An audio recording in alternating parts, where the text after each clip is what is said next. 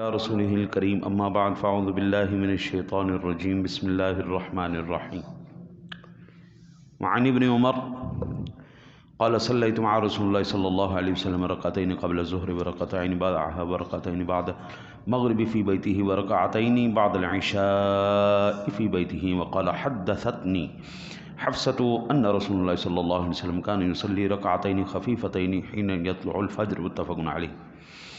حضرت ابن عمر رضی اللہ تعالیٰ عنہ سے روایت ہے، فرماتے ہیں کہ میں نے رسول اللہ صلی اللہ علیہ وسلم کے ساتھ 2 رکعتیں ظہر سے پہلے اور 2 رکعتیں اس کے بعد، 2 رکعتیں مغرب کے بعد گھر میں اور 2 رکعتیں عشاء کے بعد گھر میں پڑھی۔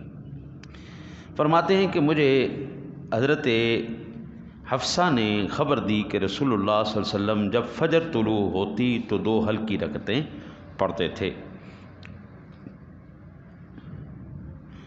یہ بخاری شریف اور مسلم شریف کے اندر روایت موجود ہے، یعنی حضور نبی اکرم صلی اللہ علیہ وسلم یہاں پر تنہا نماز ادا فرماتے تھے، جماعت نہیں کرواتے تھے، ایک بات۔ دوسری بات، سنن کے اندر صرف تراویح کی جماعت کروانا سنت ہے، باقی نوافل کی جماعت کروانا مکروہ ہے۔ تراویح کی جماعت یہ سنت ہے، باقی اشراق ہوگی، چاشت ہوگی، اوابین ہوگی، تہجد ہوگی، یہ مکروہ ہے۔ پھر جو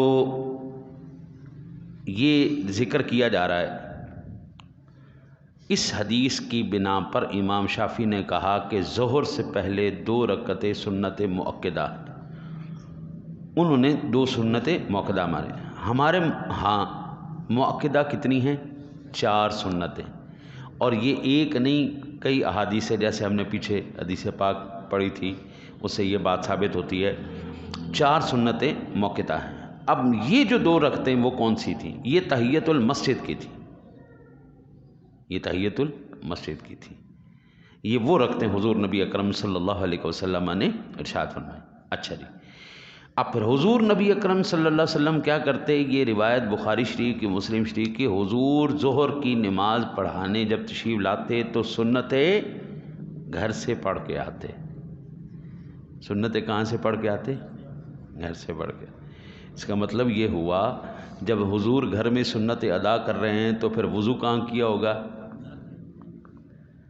سارے معاملات گھر میں تیار ہو کے سنتیں ادا کر کے فرضوں کے لیے آپ تشریف لا رہے ہیں۔ آپ تو امام کائنات ہے نا جی، ہاں جی، تو وہاں سے آپ، اس کا مطلب یہ ہوا کہ سنت یہ ہے کہ بندہ گھر میں وضو کرے، گھر میں حاجت کرے، وہاں سے تیار ہو کے سنت ادا کر کے فرضوں کے لیے مسجد میں آئے، فرض اور واجب مسجد میں پڑھے، سنت اور نوافل گھر میں جا کے ادا کرے۔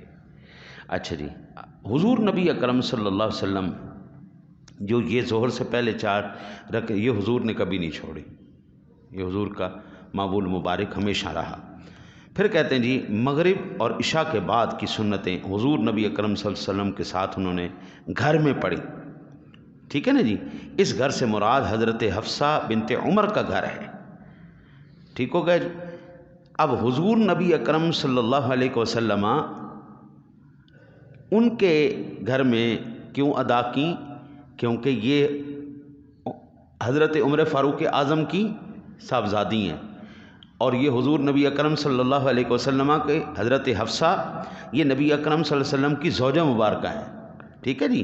کہتے ہیں چونکہ آپ کی ہمشیرہ اور حضور صلی اللہ علیہ وسلم کی زوجہ پاک تھیں، اس لیے آپ کو وہاں جانا درست تھا، ٹھیک ہو گیا جی۔ اس حدیث سے معلوم یہ ہوا کہ سنت گھر میں ادا کرنا افضل ہے۔ معلوم ہوا کہ سنت فجر جو گھر میں پڑھے اور ہلکی پڑھے، بعض صوفیاء کرام کہتے ہیں کہ جب آپ گھر میں سنتیں ادا کریں نا جی فجر کی، تو پہلی رکعت میں پڑھیں سورہ علم نشرح، اور دوسری رکعت میں پڑھیں علم تر کیف فعل ربک باصحاب الفیل، یہ ترتیب کے ساتھ پڑھیں۔ یہ جو عمل کرے، سنتیں گھر میں پڑھے فجر کی، اور پہلی رکعت میں سورہ علم نشرح، دوسری میں سورہ فیل، یہ پڑھنے کے بعد 70 مرتبہ استغفار کرے، ٹھیک ہے۔ پھر مسجد میں آ کر باجماعت فرض ادا کرے تو ساری زندگی اس بندے کو بواسیر کی بیماری نہیں ہوگی، یہ بڑا زبردست نسخہ ہے، بہت زبردست نسخہ ہے. یہ میں نے کئی ساتھیوں کو بتایا، اللہ نے جن کو کالا ارکان بھی تھا اللہ تعالیٰ نے ان کا بھی ختم کر دیا. میرے نبی کے اور قرآن میں برکت ہے نا جی، یہ تو اس میں تو ہے نا. اچھا، پھر وہ کہتے ہیں کہ نہ صرف یہ ہوگا بلکہ حضرت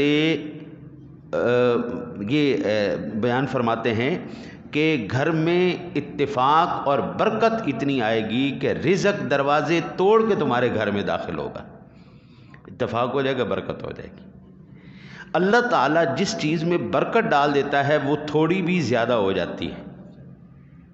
اللہ جس میں آج جتنی آپ کی تنخواہ ہے، ہمارے ماں باپ نے کبھی تصور کیا تھا اتنی تنخواہیں ہوں گی؟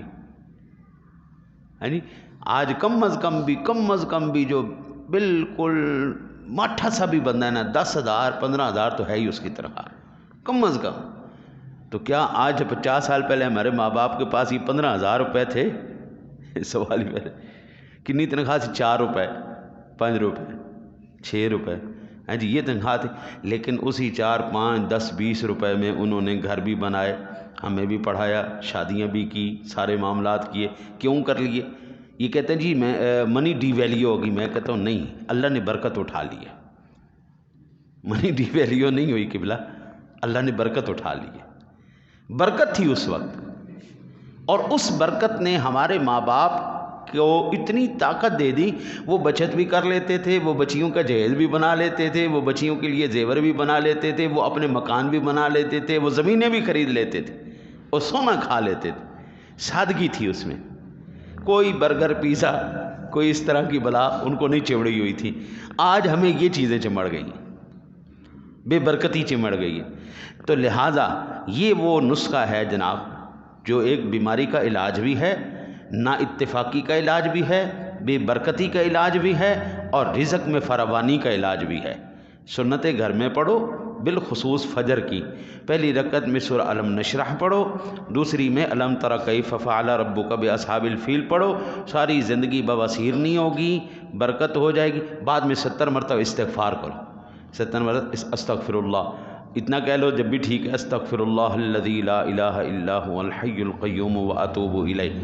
یہ کر لو تو یہ تو پھر سبحان اللہ، اس کی تو پھر کیا ہی بات ہے.